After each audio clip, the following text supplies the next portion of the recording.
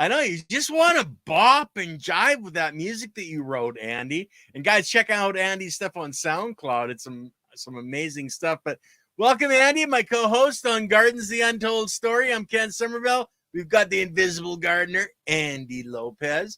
And on the show yesterday, you said we got to talk about remineralizing your soils. So here we are today. Let's talk about how to remineralize your soil. So way back when I first started, somehow I keyed into minerals. I just keyed into some doctor told me about minerals. Mm-hmm. Some doctor says, you know, if you have all the minerals in your body, you're fine, you're safe. You don't have volcanic rock dust. It's one of them. So I buy personally about 14 different types of rock dust from around the and azomite. Yeah, azomite is one of them. Glacier rock dust is another one from glaciers. Which leads me. Hi guys, hi everybody. Greetings. And so you got your comments on?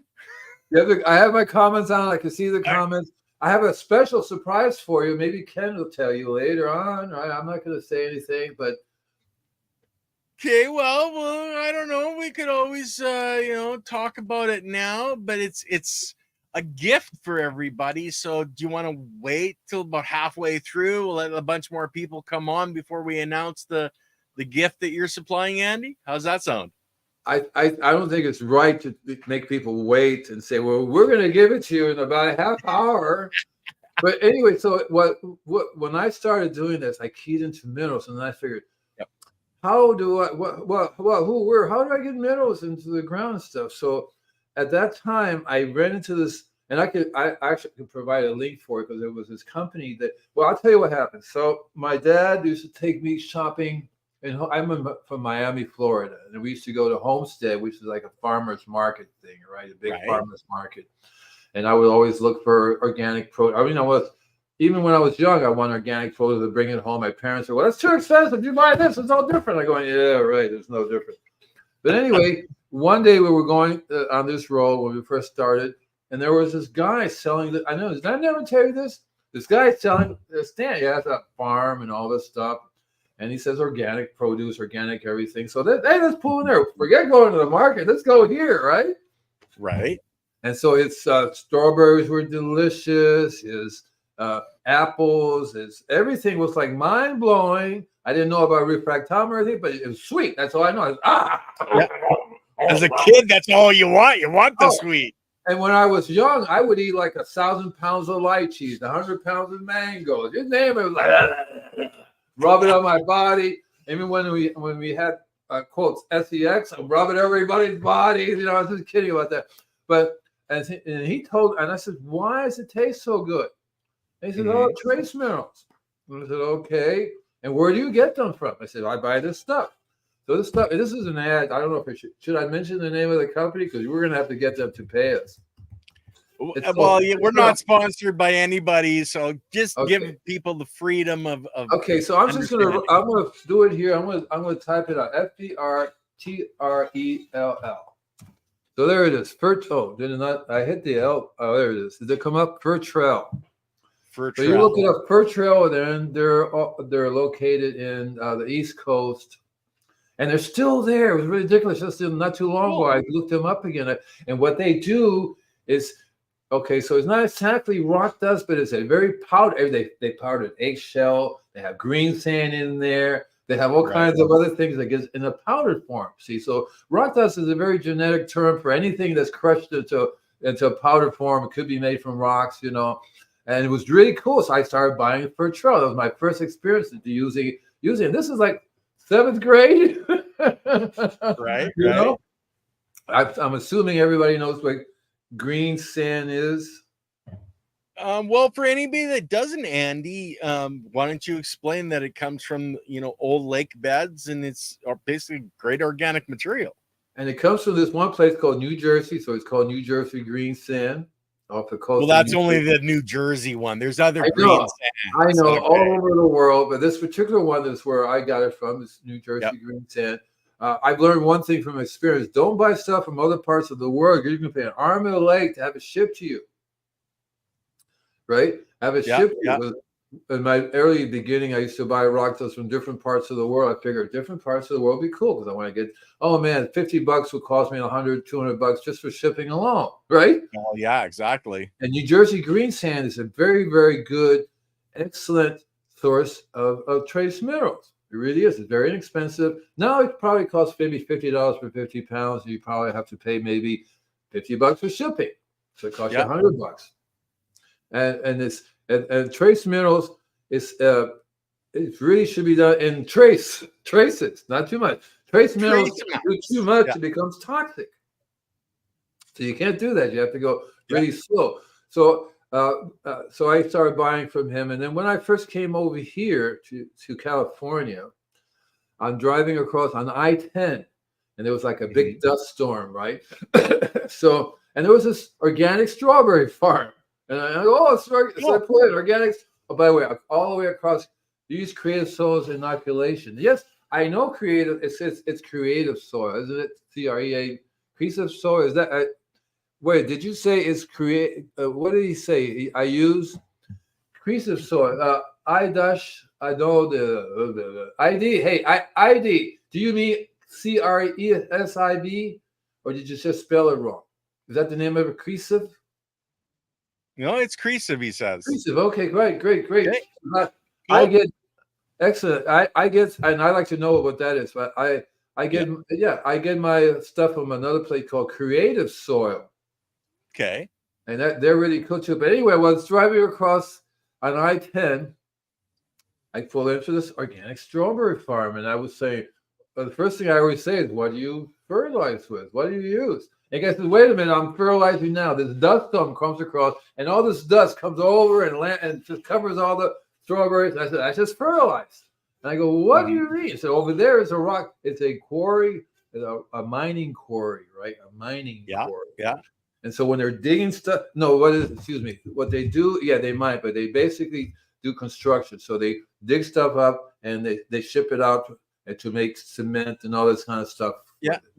It's a quarry. Just crushing rock. So they have a pile of stuff they don't use.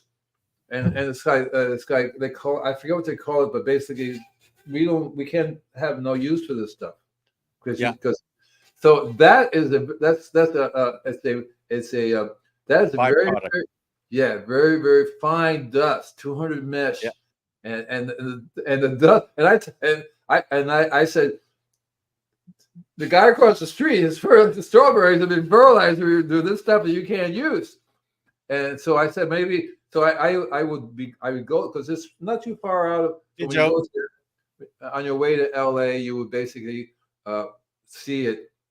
It's not, on the way out of LA, you go past the, on the other side of the world, so to speak, and out there into the desert. And it's way before you ever even get into Desert Hot Spring. It's a powder, right? It's a very, so I would drive out there and get bags of it. I went out there one day with a pickup truck and loaded it, and they were giving it away. I'm going, thank you, no problem, bye. And it's such amazing stuff, but they don't even know.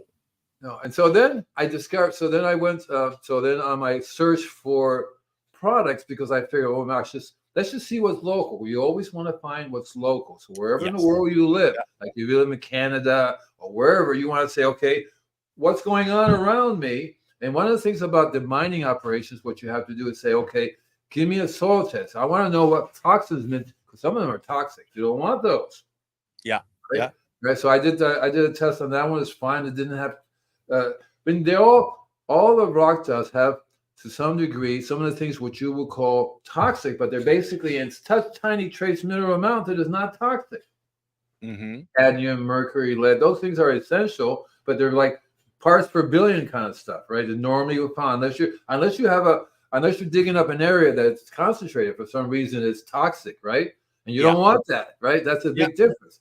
So I discovered that. So I went. I used to go down to, one of the things I did here was when I made compost, I used the rock dust, and it became really, really cool because I was really. So in Florida, I made compost. I made tons and tons of compost. But what I did was I go on the farm and I would collect chicken manure, rice manure, horse manure. I used to go to the circus and get the circus manure, the elephants. Right? Well, that's a load. Oh yeah, the elephant manure is really, really very interesting. You know where the two richest source of animal manure are in the world? Um, Richest source of minerals from animals are? I believe elephant is one of them, and I'm not sure Yeah. what I think zebra, Earthworm. zebra or giraffe, Earthworm. earthworms. Okay, well there you go. Tiniest and the biggest because the Yeah. process stuff through their stomach like crazy. And so the Brigham brothers, Barnum and Bailey, heard about Hmm. me once, and they said, "We have all this elephant manure, all this animal manure. What should we do with it?" And so I said, "I'll take the elephant manure from you." And Hmm. it's really cool because they have a little they have a so what happened once, one day I was there and they had 20 elephants, right? Now this guy shoveling the manure, and the guy said, "Didn't I tell you to pick up the manure?" Well, by the time he gets over here, he's got to start over again because they poo, poo, poo, poo, poo, poo, right? Comes And so, out, goes in, comes out. I told him, make a little bridge and let him poop right into my truck. And then I will, so and the elephant manure, I call it hardens up. You have to get a chainsaw. I cut it up into blocks. Okay, I cut it up into Are you blocks. serious? If you let it dry, it hardens up. Okay, So okay. the one guy says, I left it there and the shovel was stuck in the damn thing. He couldn't put it out because it started hard up. I was like, all you have to do is leave it a couple of weeks and it hardens up. So hi Right. everybody. So the so I so I people were buying my compost and I kind of stopped because in Florida I would make 100 bags a week H. of Yep. compost, and I made a deal with the prison that was there. I need laborers. Right. That's two guys come and they would turn the piles and make it for me and then put it in bags and I'd let them have all their beer they wanted. Okay. And so that was the way it could. But so now I can't even lift up anything. So I'm working on a different form of compost in the sense that I'm calling it super compost, super soil. Basically, is I want people to take it, but not put it down, but to make liquids from it, make a tea out of it, Right. Make an extract and extract use out of it it. in Exactly right. volume. Exactly Yeah. right. So anyway, this guy in San Diego says I would like 20 bags of your compost. I drove down there, Hmm. and on the way down, I found out there was a hot mud bath place where people Okay. go and bathe in this hot mud Yeah. bath. Yeah. Right. So I'm thinking hot mud bath. That sounds like a form of rock dodge because mud is basically, when it gets so it's basically down below in the bottom, somewhere in the middle of the earth, somewhere down there is a volcano. There's heat that's causing Hmm. this bubble up to the top, and the people soak and Yeah. stuff. And one of the things that intrigued me was it says remineralize your body with these hot mud baths. Yeah. And Well, I I'm have a going, friend. hey, I had a friend. She had a spa. She literally brought mud in from the Black Sea because of the properties in that mud. So yeah, I can really see that would be a fantastic place to get these minerals, Andy. so I said, hey, I gotta go there. So I went there and I Yeah. talked to the person. Do you ever sell bags of this stuff? I said, yeah, you can sell. You want $2 a 50-pound bag? It was like warm. You put it in a thing, take it Yeah. home. Yeah. But then what happened was a friend of mine caught on to it. I tell him this stuff is amazing. You should make a deal with it. And that's what he does. It's called AgriWin. Let me type it down. Eggerman? Agri RIWIN. Did I type AGRIWIN? Let me see if I did it right. I can't see anymore. What does it look like, guys? AGRNWI. AgriWin. AgriWin. There you go. AGRIWIN. Yeah, right. And they're located in Southern California. Their Okay. stuff is actually called alluvium clay. Okay. Now, if you figure that one out, it's basically 30% calcium. Acetamide's 2% calcium.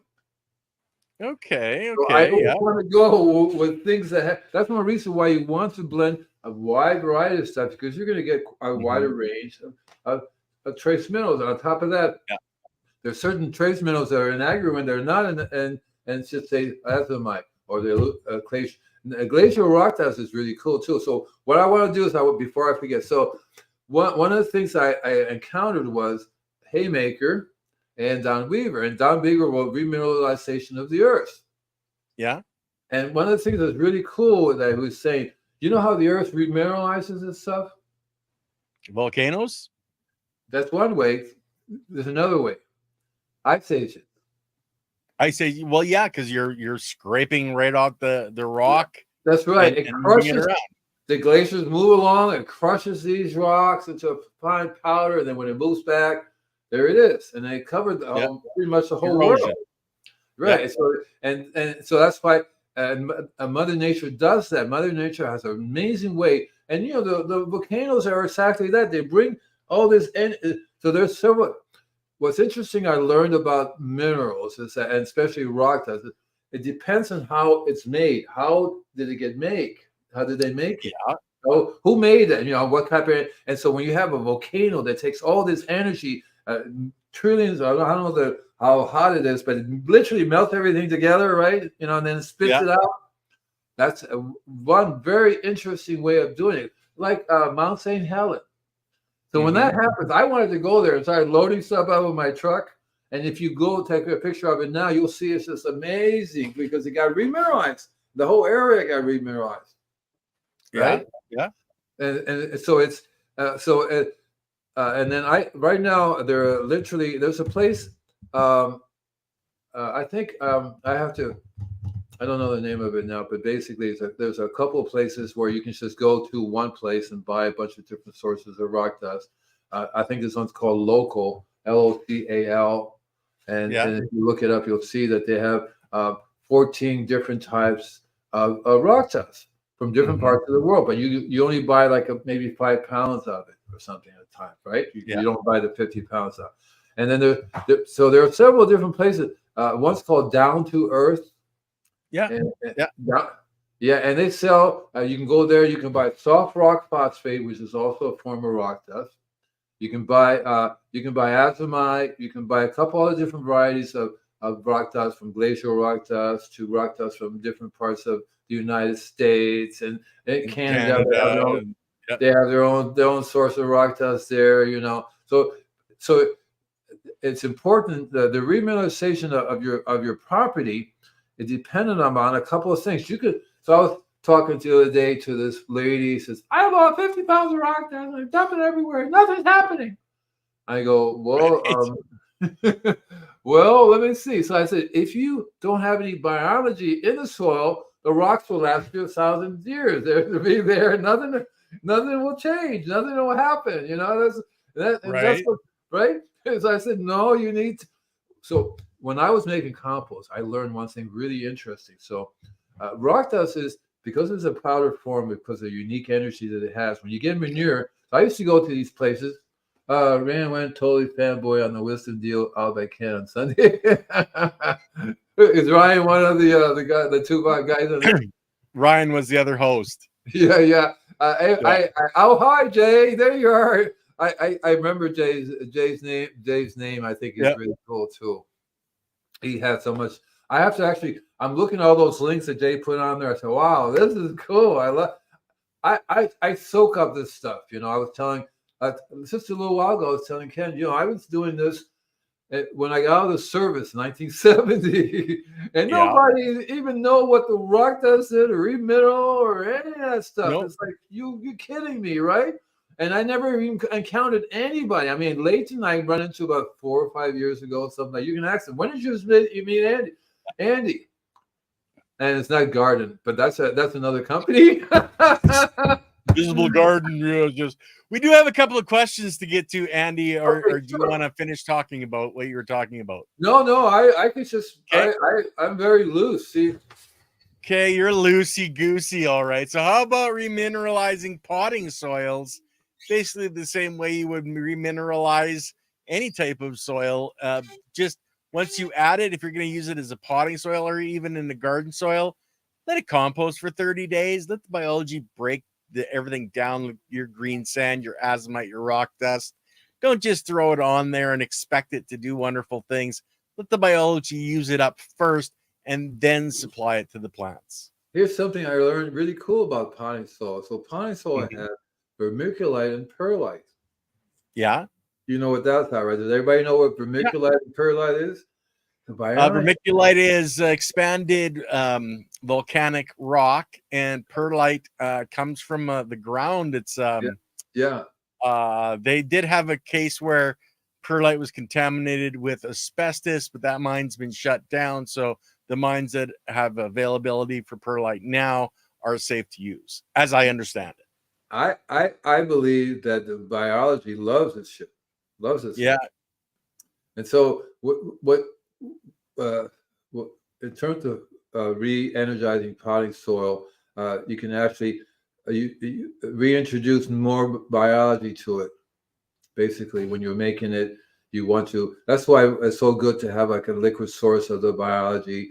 That's why I love using the worm casting, the worm leachate, because it's so easy to inoculate things with it. And so a lot of times when I buy potting soil, I add a little bit of compost to it, which helps very good to inoculate it. But yeah, you definitely, so when you're watering, you have to water a lot. In the water, the biology is always in the water. So you have different types of biology you can feed to the potting soil. Because it's in a container, and it's a whole different world thing, right? It's a whole different thing going on in there. And a lot of times city water is going to kill us. You got to remember to filter out the chemicals in the city water. City water. What does he say? What did John Joy J? Is that J? Yeah, Jay Dixon. This one here, it's all about the biology. I facilitate a number of gardening live streams on YouTube. I aim to enhance the learning opportunities and make the live flow well for everyone. And as said earlier, something about the best mod on YouTube from what Big Grow says.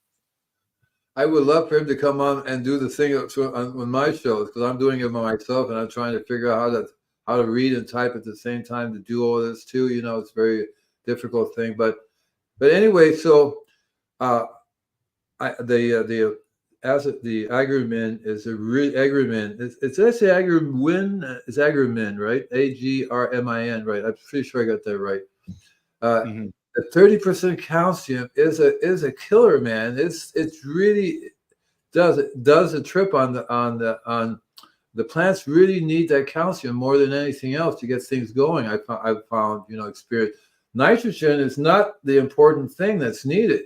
Nitrogen, calcium, carbon, silica, those are a lot of the main building blocks. Right. Yeah. And so very important. So I've been doing the Remineralize. So I think, is everybody here now? Yeah, you want to do your show, talk about your giveaway here. So in the description, Ken is going to put down 3 interesting PDF file books. One of them is the one, Survival of the Civilization, that we had talked about, and when we had Faust, is that his name? Dr. Bob Faust, yes, on the Soil Matters. And he talked about the survival of civilization. So I have a link to that one, free down low. I also, this is a gift from Don Weaver. It's a friend of mine. It's John Haymaker. John and Don are old friends of mine. We were running around doing stuff. And Don Weaver wrote Soil and Health book, the love and regenerate the earth. And says further perspectives of the survival of civilization. That's a free book for you guys too. And then he also wrote Fruticulture. Cool. Fruticulture. So you'll have a link and just download it, enjoy it. It's absolutely an amazing book. This came out in the early 70s. Okay. Yeah. So people are like, what the heck are you talking about? Right. And so these people are so into this, they give it away. They don't want you to be commercialized. In other words, you're not supposed to sell it. If you start selling this stuff, you'll get bad karma, and you're going to go to HELL. Okay, that's no good. But you can give it away. You can keep passing out. So I've been passing out these books like for centuries. Literally, it might be centuries. and it's really good. And I think I'm going to add. See, the thing is, there's no place where you can get the bricks book. In other words, I would love to give you a link to a company that does it, but the guy said he's not doing it anymore, doesn't have any links for it. I might put it on my website. I'm probably going to put these things on and then I'll put the bricks book up there as well. These are all PDF files, right? Yeah. And then I'm going to go, I'm really crazy. So I'm going to go two more steps further. So I have 2 other books that I'm going to put up there. Now, actually, I have 21 books and they're all PDF files. So don't push me because I might just start putting links for all of them up there as well. Cool. Yeah. Yeah. So, And then if somebody wants to buy a hard copy, they can purchase it and buy the hard copy. Yeah. You know, I love that idea, Andy. Yeah, and my first book was How to Heal the Earth in Your Spare Time, 1971. Mm-hmm. Okay, no problem. I really look. I was talking to this lady the other day. I did a house call, and she said, "I have absolutely no money." And I said, "Well, you have balls to have somebody come to your house and expect you to do something for no money. What were you thinking?" And he says, "Well, I looked you up. I know who the Invisible Gardener is." And I said, "Okay." So I told her that I'm not doing this for the money. You know, I don't really do it for the money. I don't think anybody of these guys, you, Leighton, really do it for the money. The money happens to be a benefit. What money? What money? Exactly right. What money? That happens to be a benefit that you get. Is that silly? Is that silly? Yeah, she's saying that she wants me to bring up the cover of your book. Bring up the cover of the book. Which one? Well, see, I've got it sitting in front of me. Well, bring it up, grab it, and bring it. Organic, it's organic. I don't know if you want my face that close to the camera, you know. And I got to move my cat. And hold on. See, there was a cat in my lap. He's not happy now. That's a good name of a movie. Cat in my lap, on my lap, not in my lap. Roof, you know. There you go. There he goes. Oh, this is great. Okay, guys, we're gonna have part. Oh no, he's back. He's back. That's the book. Isn't that cool how invincible it is? You can see right through it. And I own the copyright to that, by the way. And I made that up in ninth. So in the 6th, I'll tell you about that. So in the 6th grade, from the 6th grade to the 9th grade, I did my own business. And it wasn't really a business. It was like a gardening business. And I got in trouble in this. In the 6th grade, I decided I wasn't going to do phys ed. I wanted to garden. I want to do a garden. So how much physical can you get doing a garden? It says, no, you can't do it. You have to do baseball, football, any of these other things. You can't do it. So one of the girls said, but you can come and do home ed, and you can do gardening through home ed. You get credit. And they said, how do you know this? I went to the teacher. She says, that's right. You can come in. So I was the only guy in the whole girls who were doing home ed. And my thing was to do a garden. And so the groundskeeper said, okay, I'm going to build you a raised bed. And the process was really weird because it was a chemically, I don't know about they had Roundup in those days, but they were using chemicals on their lawns and all this stuff. And I said, you're kidding me. How can I have an organic garden and teach people anything? Because I was already teaching. I said, everything I do is available to anybody else. This is 6th grade, okay? And so my mother and I went to the principal and said, okay, you have to, there was a section that wasn't being used. Let him use that section over there. And you have to, no, you're not going to help us with your chemicals. You're not going to help us. So the guy who comes out, let me fertilize your thing. I'm going, you're kidding me, right? Go away, right? That kind of stuff. And so one of the things I did was I was probably the very first one to come up with edible landscaping because I went to the principal. I said, hey, I want to do. I didn't call it edible landscaping, but I want to grow. I remember the first time I said, I want to grow tomatoes all around the property of the school. Tomato plants everywhere, right? And that would be good because you can harvest it and put it in the cafeteria. Well, that was a bad idea because when things started growing, the kids would throw tomatoes at the cops and the teachers and all that stuff. It was a real mess. Oh, yeah. You could have got a deep cock off for that one, Andy. And I really did. So the following year, they said, no, Lopez, you can't do tomatoes. Oh, how about cabbage? That can't be too bad, can it? No, yes, it can, because you get cabbage. People were throwing cabbages around everywhere. But the idea was there anyway to do it again. And so by the 9th grade, I was going to say 150 people, but not really. I had gone through 150 people throughout the whole years. You know, they come and they go. I had one corner cul-de-sac. I started all the way in the corner. And the lady says, can you come over to my yard? And can you come over to my yard? And I had the whole corner. I was just literally, and I was actually doing a spraying service in those days. I wanted to foliar feed because in my family's home, my mom had a garden, and Right. I had 4 brothers. They would do They can tell you the statistics of every football player, baseball, all that stuff. But me, I'm out in the garden, and it's like I've always been the weird one, And so I took over the garden from my mom. I said, "Leave me alone, Mom. I know what I'm doing." So she would give me coffee grinds to put out and give me coffee. So I learned some of these basic things. And I had these amazing stuff growing already. We couldn't make any compost in the back because there's no way. I didn't even know about making compost. What the heck is that? And so back then. And I would go to the store and I would try to find something organic that I could use. And I go, there's nothing here. So I would go to the grocery store and I go, okay, I'm going to buy some organic. And even then, you couldn't buy anything organic. There was nothing really labeled organic. Right. Yeah. And it wasn't thought up yet. The term hadn't even come out yet, Andy. Yes, the organic gardening was out. Oh wow, but they didn't have it in the grocery stores. No, they labeling it that way. It was only at the farmer's market and your neighbors down the road. Even the farmer's market, I'll go.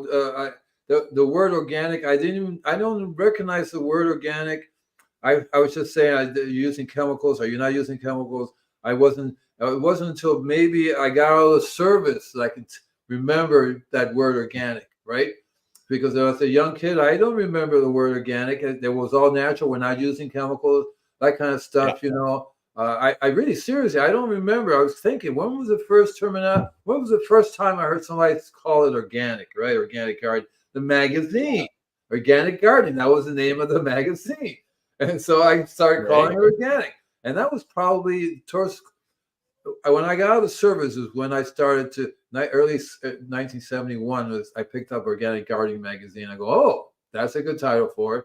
I also went to University of Florida. I'll tell you one thing about that's interesting too, because I've been doing this for a freaking long time, and I've been dealing with I don't have a degree. You couldn't get a degree so if you wanted to get a degree in agriculture or farming, it's all chemical. There's nothing, sustainable in there at all. So I would at the University of Florida, it's a farming, they do a lot of farming there, but there was nothing organic at all to get.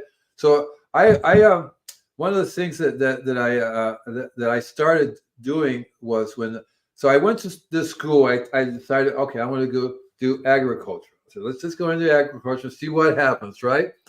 So the very first day, the teacher says, and I hope I'm not getting off of remineralization because all it has to do with the same thing. It has to do with mineral. This is the path that I took. You guys don't have to go through that path, but you do want to listen to what I'm saying because it's a cool process. So the very first day, the teacher says there's no difference between synthetic nitrogen and organic nitrogen. There's no difference. Yeah. Urea. By the way, urea is named after urine. Yeah. Right? And it's urea 6400. Mm-hmm. Right. And urine is like maybe have 2% nitrogen, but it's an enormous list of all the biology that comes with it. Right? Yeah. Enormous list. And I was raised my hand and I said, excuse me, don't tell the plants that. Right? And I call urea cocaine for the soil. Okay. And the teacher said, "You out! How dare you? Right? How dare you tell me I'm the teacher?" And I said, and then he said, "You have a purple thumb. You can do whatever." So one of the things that we did that I stuck around for a while. So basically, I said, "I can prove it. I can prove it to you." So the teacher says, "Fine. How are you going to do this?" So okay, well, let's split the class in half. Those are people who want to do this way to do this side, and those people want to do that. We go on this side.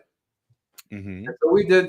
There was, I don't know if it was 10 acres of corn or 2 acres of corn or 1 acre of corn, but he was, what he wanted to do was grow his corn on this side and me grow my corn on my side. And I said, I'm going as far away from you as I can. Get away from the chemicals sprays. Over there. Yeah.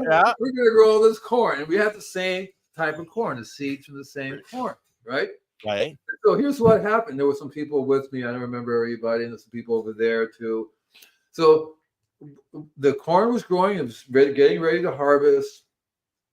And some cows broke out on the other side of town, went past this guy's place. all the way to my place to eat the corn. They said they would not touch that corn. They would go right. Yeah. And I go, they know something. And then I also did a table. And I said, I can prove it even more. Let's get a table. Let people taste it. Taste this one. Wash your mouth. Taste this one. Which one do you want? I'll take that one. Give me finish them out. And that's the organic one. And the teacher was like, I give up. And then I said, well, don't give up, because it is not your fault that you're being taught. You're taught this. You have no idea what you're doing. And this has been a battle that I've been doing forever. So I'll give you another example. So I'm an arborist. So recently, I took the arborist test 30 years ago, 35 years ago. It's all 75% safe use of chemicals. They would say if the wind is blowing 20, how fast can the wind blow that you can safely use malathion, right? So I said, there's no safe way to use malathion. I would never use malathion. Give them a whole list of, and I failed. Well, that's what they want you to use, that malathion. I went through the whole test saying, which of these chemicals would you use for this disease? I said, well, the disease has nothing to do with these chemicals. Actually make the disease worse, blah, blah, blah. You failed that one too. So I actually took the test again. A friend of mine says, we have changed this International Society of Arborists. They've changed the test now, where it's like 5 parts. They actually have soil biology, soil health in it. Cool. They actually have biology of the trees, urban forestry, they have pruning and equipment safety. Well, I failed the test because I got a 93 in diagnosis and treatment. Okay, 93. I got a 93 in diagnosis and treatment. Okay, but I got a 40 in proper use of tree pruning. But basically, it is, arborists, what they mainly do is they climb up and down trees. They have all these ropes, they have all these knots. So they'd say, which of these knots would you use? And I would go, I'm not a fisherman. What knots? So I have 40 in that. It was 20%. I missed it by 17 points. And there were the other ones. If you were using a chainsaw, how would you hold it? Would you hold it between your legs? I said, well, you definitely don't want to hold it between your legs, right? I thought that, right? I said, well, no. So these were like things I have no, but now I know. And also what I have to do is get a few more points in these other sections. Urban forestry. So for some reason I got 51 urban forestry, and I'm going, so they have trick questions. They trick you. But the point is that nowhere on these tests do they have the word mycorrhiza appears once. So say, what is mycorrhiza and what do they do? I go, okay, and they give you a choice. So I got that one right. But the rest of it was like, and specifically in the other sections that they have there, urban forestry was so weird because I know what it is. It's the city, the forest you have in the city, and how you deal with that. But these guys are so off the wall, and I got 20. I only got 41% right, and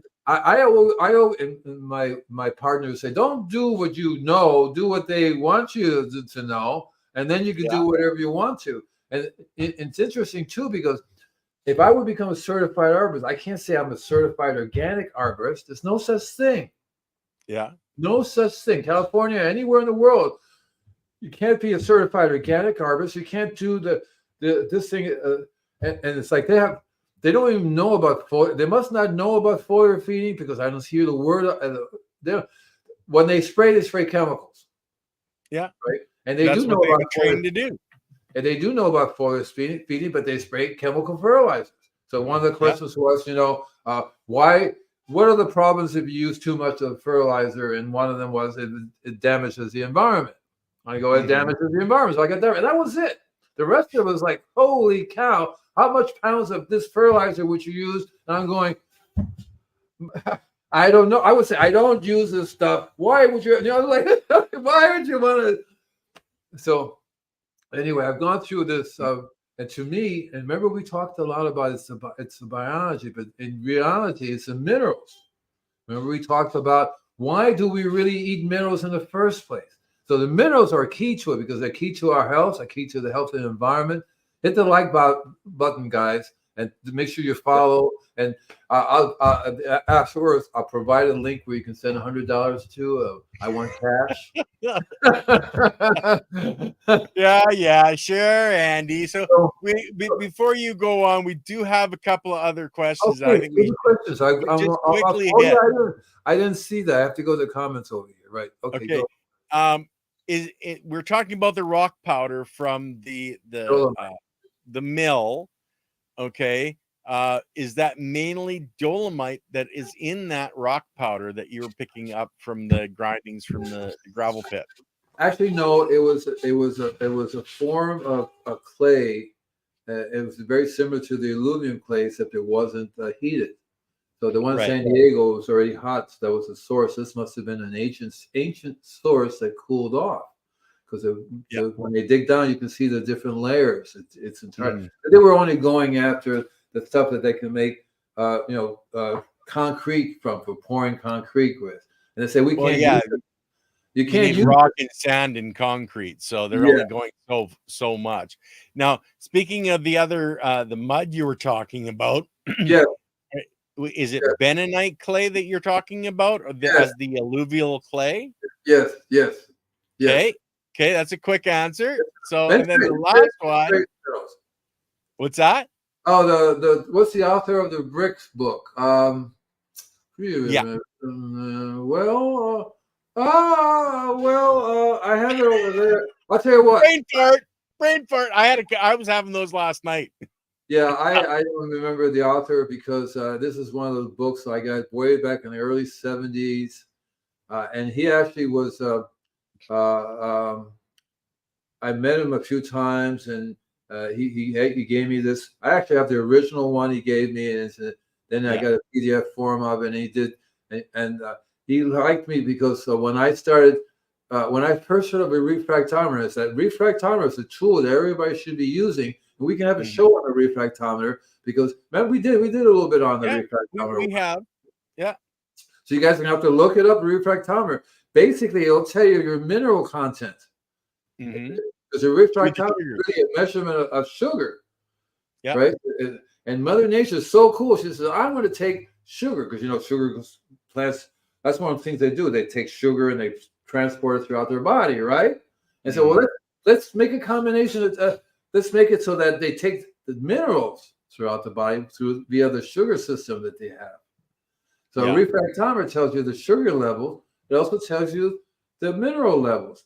And there's a rule that another friend of mine developed. It's called the fuzzy rule, because you look at a refractometer, you don't know what minerals, because you're not paying. See, there's a refractometer that you can, millions of dollars that they show. They look at planets and stars, and it breaks it up into all the different components, elements, right? Yeah, elements. Yeah. So a refractometer is just refracts the light. Because remember, light and different minerals refract differently. We talked a while back about how insects see things. Like you talked about the bees, how the bees can see that. Well, they have a built-in refractometer, and inherently they know this color means this. Yeah. Right. That color means this, and then if this is a bad color, I don't want that. And so, so a refractometer will give you an idea. The higher the bricks level, the higher the mineral level. And if you ever look through a refractometer, there's a really sharp line, that's black and white, separating the two, right? And the fuzzier that line is, the more different minerals there are. So if you have a really thick fuzzy line, is the thickness of the line gets really fuzzy, you go, wow, lots of minerals. If it's just because, well, also if you say you have lots of calcium, we will raise the bricks level up, but you have no idea of what else it has in it. See, right? And so using a refractometer. So I started using a refractometer in the early 70s. I've been actually doing a radio show like this on the brick and mortars level. I've been going out, driving to the studios and doing that stuff since you did your radio show for quite a few years, Andy. Since 1970. Yeah. And this is like an FM station, AM station. Those things. I would drive to the studio, plug in, people will call me up, all kinds of weird things. People, this guy says, I'm a captain of a USS blah, blah, I forget the name, but it's a submarine. We're off the coast over here. We have a major ant problem. We can't spray anything. What can we do? Right? Or a lot of times, a police officer called me once. I'm a motorcycle cop. I have a garden, and I have this problem. What the heck's going on? And in those days, I used to call this microbes. When I met you, I started calling it soil biology. It's your fault. Okay, it's your fault. I'm calling it soil biology. All about the biology. And when I first heard you tell me soil biology, I go, Mamma mia, what the heck is going on here? Mamma mia, it makes so much sense. Oh, it's very clear. When I tell people microbes, they go, what are you talking about? Soil biology, they get the idea something's going on. They understand gut biology. That's why I refer to their gut biology. Right. I do another show called The Gardener and the Doctor. So I have another show. I have about 20 shows. I do it on TalkShoe. TalkShoe is one of the places I've been doing my shows like forever. When I went onto the internet, I became invisible, literally. Because when people are listening to you over the AM, FM, then you can, TalkShoe. Thank you. Who did that? This is a magic. It's a miracle. It's a miracle. You have a magic thing coming up here, right? It's ridiculous. So I'm on iTunes. I'm all over the place, but it's really interesting, this educational process, because I'm learning more and more and more. One of the things I really, really enjoy is learning something new. Leighton teaches me stuff all the time. Why did I start this channel, Andy Lopez? I wanted to bring those scientists on so I could really listen to them and delve deep. It was all about me, baby. I wanted to learn. You're selfish. Just happened to be sharing with you guys, what I'm learning, So Leighton came to my area of the world. Yep. And people kept telling him, you should go talk to the Invisible Gardener, because Leighton wants to do his stuff with healing properties and stuff like that. And he said, I give up. He calls me up, and everybody says, I got to talk to you, so I'm talking to you. And he wanted to start dealing with the homeowners, right? I said, let's deal with the farmers. These farmers are nuts, right? And that's what got him going in that direction. And Leighton is one of the people, the first person and Leighton turned me on to you guys. See, right? Yeah. You came on to the Soil Matters. You did 2 back-to-back shows with Leighton on the Soil Matters. Actually, you're due to come back on the Soil Matters with Leighton and catch him up with what you're doing. Oh, I should do. I told him we should exchange time. He can be on my show and I could be on his show. Only Andy Lopez books I find are coaching baseball.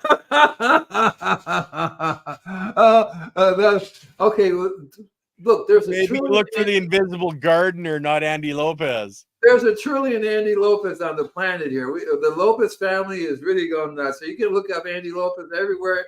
No, it's only one Invisible Gardener.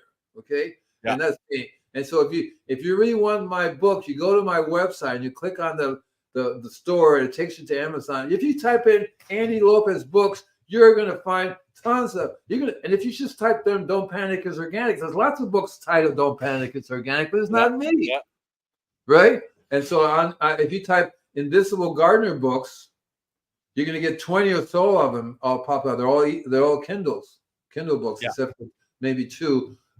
And so I have tons of all kinds of books that I had written. I didn't want to redo the bricks book because the guy had it already done, But now you made me lose what I was talking about. Where was I? What? You were in Hawaii? No, that was Mars. No. Jupiter? I was talking to Leighton.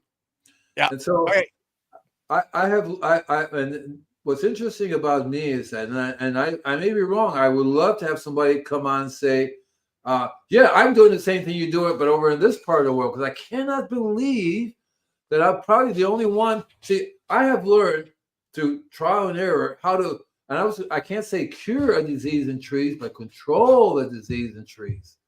I can't say cure the pest, but control the pest. I have a book called Dances with Ants. Yeah. Okay. Which is part of Don't Panic, It's Organic now. So I got both. Right. So I put it in the book. When I saw Dances with Ants, I go, I'm going to call it Dances. It was Dances with Wolves. Gardener to the Stars. Right. I have gone through these guys. And I'm still, I have some people that I can't even mention their names. You have to sign this form. You can't mention this name. Why? Yeah. In Malibu, Non-disclosure. in A Malibu, non-disclosure. Yeah. there are more people here. People have more money than most nations. Okay, so it's like, what the heck? And so I've learned from this. People will call me up, and I would say, so my first house call was an ant problem. Look, when you have an ant infestation, you don't really have an ant problem. You have a soil problem. Bingo. I told you what happened. How the lady says, I have an ant problem. Says, lady, so she had 2 trees, one opposite sides of their house, either side. One tree had a bib, you know, where you hook up the water to, and the other one didn't. So the one was leaking all the time. And that destroyed the biology around that tree. And the ants were going nuts attacking the tree because the ants were saying the tree is it's perfect food for us. Yeah. In my book, I detail the latest low panic is organic. I've done so many different versions of the first one was how do you heal the earth in the spare time, and they have evolved to the left. So this is the latest version of this one. I actually state in there I actually state something that is a little mind-blowing to many people because they totally miss that. And I hear a few people saying, and I'm hoping they came up on their own by betting they got it from me. Basically, it's the difference between simple carbohydrates and complex carbohydrates. Yeah, right? The different sugars. That's why the refractometer is so important. Right, and it's interesting. Nature says, okay, simple carbohydrates, you guys can use this as a source of energy. Eat it, go for it. Yep. This you can't touch. You can't break them down. You can't process. You can't break it down. So when a bug looks at it and they go, no, I can't touch that. I can touch. So they have building refractometers. They say, yeah, this is what I want. And guess what the difference is? Trace the minerals. Yeah. And when you have that trace mineral content, you have that complex sugar, you know you've got a biodiverse biology building those cells, because without that biology, you wouldn't have those complex sugars. You'd have the lower sugars. So the more biology, the more, minerals, the more everything just works together and flows. And I looked at it as the reason why you want to have so many different biology. I think they specialize in different ways to get the different minerals. That's my calcium biology. Will break out and use calcium, where another biology it'll be phosphorus or manganese or iron. It's like everybody it's all the miners. There's coal miners, and then there's iron miners, there's gold miners. With the biology. It's so interesting too, because diseases. It's a trace mineral deficiency. It's simple trace mineral deficiency, but it's I call it exotic ones. And the exotic ones require a specific type of biology or a way for the biology to get it. So when you buy organic fertilizers or chemical fertilizers, they usually don't come with trace minerals. They usually don't have. So you say you have the carbon, you have the letters on the fertilizer, right? NPK. The NPK. Right? And if you're lucky, they may have copper on it, but that's about it. Maybe they have calcium on it, right? I mean, in this Arborist test. In this Arborist test, they said which are important nutrients that you need, right? And so they had NPK and calcium. I said calcium. They said you're wrong. You need I'm going. Blah, blah, blah, blah. They said you need the NPK, and I'm going no. Without the calcium, better. They don't have a freaking clue. And I said without the calcium in my brain, I said I checked it. I said this has to be the answer, because these people are not that stupid to say you need the nitrogen, phosphorus, and potassium. And no, don't worry about the calcium, because if you don't have the calcium, you're not going to get that. Right. And so and I literally repeat it over and over again. So when you customer calls me, this tree has a disease, I'm always looking down. What are you looking for? I'm looking to see if what's going on in because you can tell immediately. I look at plants. I was telling the show with my business partner, see those plants growing? That's the number one deficiency plants have is calcium. Okay. And this company that I'm taking the test for, and I'm hoping they don't watch it, they say it's nitrogen. And I go, no. It may be because you're killing the biology to such a point that they can't produce their own nitrogen anymore. Maybe that may have something to do with it, right? Just a little bit, yeah. And there's no organic material in your soil, so there's no life, there's no exchange of nutrients, and yeah, it just doesn't work. People are really stupid because they will get the rock dust and to sprinkle it around. That's not remineralizing the soil. No, that's not remineralizing. So you want to, natural pest control is the revised, and that you can get a Kindle version of that free. That's one of the books I'm going to put up with the link. It's called Natural Pest Control: Alternatives to Chemicals for Home and Garden. And every few years I re-update it. That's what this was called now. It's actually I changed that to don't panic, it's organic, but it's important for people to understand that you have to more roots in the ground. So I was talking to Michelle today. She says, well, why are you pulling these plants up? And I says, well, there's no real minerals in there. I said, well, yeah, they're good. No, because there's no biology in this soil yet. I mean, nothing's grown here. Totally barren. Nothing's alive in here. It was like a road with a driveway, highway, a little road. And I pulled it up, and it was covered with a synthetic grass. They had a big layer of synthetic grass. Fake grass, yeah. Right, fake grass. And so I said, so what I want to do in order to get the garden going, I'm going to put anything in there that'll grow, that'll just take off like crazy, regardless of what it is. So I've learned a variety of herbs. Cilantro just goes nuts. Arugula goes nuts. Doesn't care what's in there, And I'm taking it. So I'm pulling it up, making a pile, chopping it all up. And I'm going to put it right back in again. Well, as a green mulch, at least. Like that's why chop and drop, works so well. Especially when you're regenerating that soil.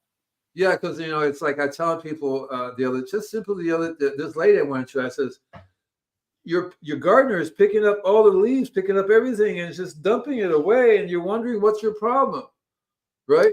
And I see it everywhere. It's like we become clean and addicts because Mother Nature tries to make soil, and you don't want it and then they freak out. So I do maintenance for one place. The lady I've been there since '84. So they have weeds. I would take the weeds, break it up, put it back down again, and say, wait, it'll decompose. No, it looks awful. You gotta get rid of it, clean it. So the guy that works for her would also just clean everything and throw away stuff full. Trash cans full of things that would be converting into. So when I started doing it, I found a spot you just can go to under the trees, made a little pile there, and I would bring it back out again. In my own place, I cut it up. I get scissors or whatever, cut it up and put it right back down again. Yeah. I use a mulching mower on my yard and chop the grass up and put it back in.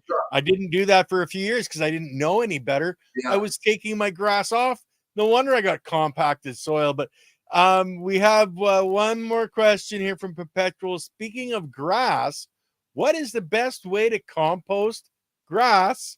Should you be pureeing, I think he's saying, or bokashi?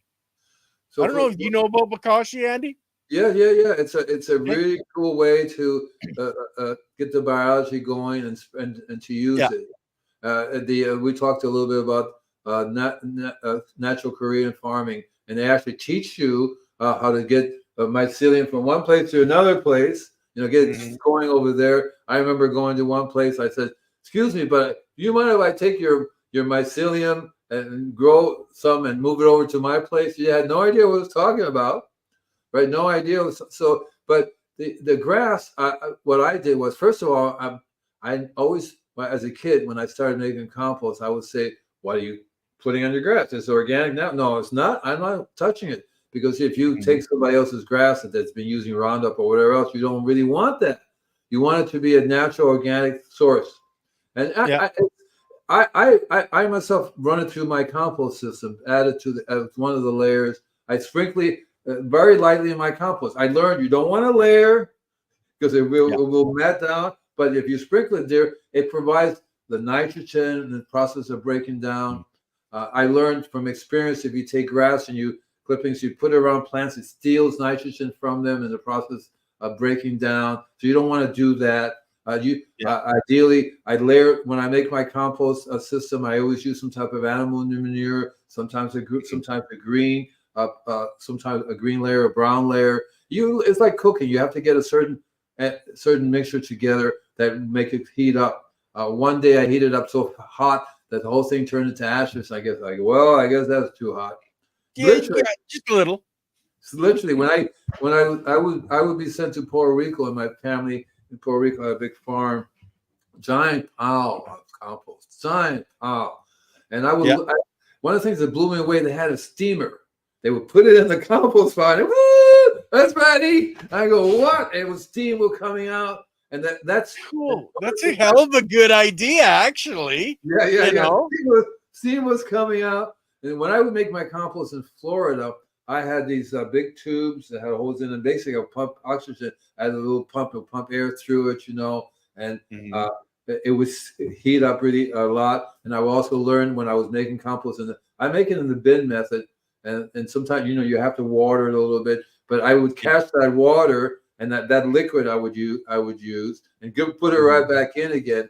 And so for me, I would like to add the grass into my compost system. When I have my green stuff, if I ever have a grass, I would add it to whatever green stuff I have that I would make compost with. And I think I also too, I actually give it to my worms. A little bit of you just are you grinding it up so it's more of a liquid, Andy, when you're feeding it to your worms, or are you just sprinkling on because, like as you said, you don't want that mass to form? Right. And cause a problem. Like Leighton says, there'll be a moron. So you don't want to put more on. You want to sprinkle it very, very lightly, so there's plenty of airspace in between them all. If you put a big layer on there, it's no good.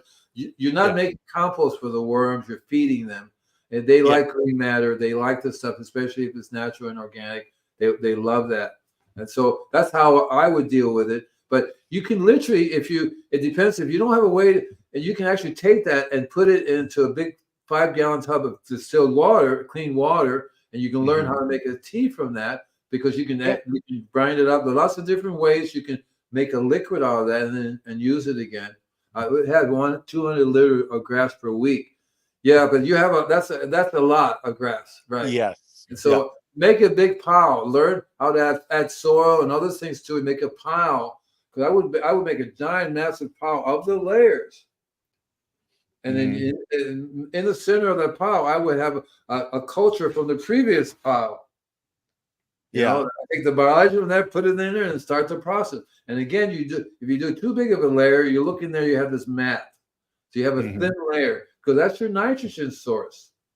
So you're basically saying take your grass, just mix it in with enough volume of your browns with the greens that it's going to be balanced out and not ferment in there in those big clumps. But Andy, brother, we're at that hour mark, man. Time went by. If you can do 2 hours, why can't I do 2 hours? Because we love you, and we know that at your young age you need to take more naps than the rest of us. Yeah, I should probably do a nap. The time went by really fast. I hope I helped everybody. In the description, you're going to get those really cool books. They're already in the YouTube description, guys. So if you're on Facebook or LinkedIn or X, your Odyssey, you're going to have to come back to the YouTube video to get those links, because they're in the YouTube description on this. And remember, it's all about the biology. And one more thing I want to say, if you play the right frequencies to the plant, they're more open to it. And you can actually have frequencies that help the minerals, for the plants to get the minerals. And that's what's really the frequency is all about. It's the data is in the frequency. The minerals are in the frequency. Really cool. So thank you guys. There's so much to go on that, because we'll talk about the riff machine and other stuff on another show again. Anyway, guys, thanks for being here. The chat and everybody, that you guys are amazing. Really appreciate the time that you spend with us. We're back on Monday with the OG's Power Hour. Remember, we have switched the time from 10 Pacific to 11 Pacific, so that we're not interfering with John's education on what he's doing. And then, of course, we have Leighton Morrison in the afternoon. And we're supposed to have Michael Whitman. Yeah, Michael Whitman from Blue Sky Biochar on talking about biochar on Monday, guys. So don't miss the check show. it out then. Thank you very much. Remember, go on my website. And I was kidding about $100. I want more money. I want lots and lots of money. I just send it to me. Okay. Bye. See you guys later. Pesos. Yeah. Pesos. Bye, guys. Peace out. Bye now. Peace out.